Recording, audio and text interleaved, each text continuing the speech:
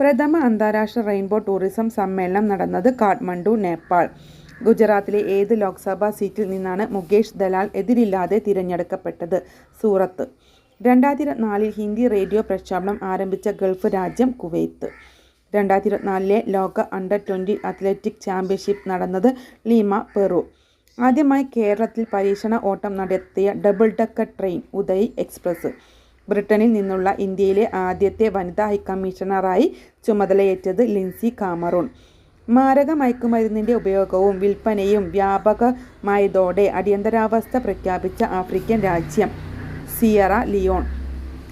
മാതാപിതാക്കൾ നഷ്ടപ്പെട്ട കുട്ടികളുടെ വിദ്യാഭ്യാസ ധനസഹായത്തിനായുള്ള കേരള സർക്കാരിൻ്റെ പദ്ധതി സ്നേഹപൂർവ്വം.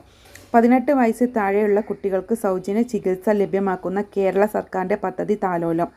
ഇന്ത്യൻ നാവികസേനയ്ക്കായി തുഷിൽ, തമാൽ എന്നീ കപ്പലുകൾ നിർമ്മിച്ചത്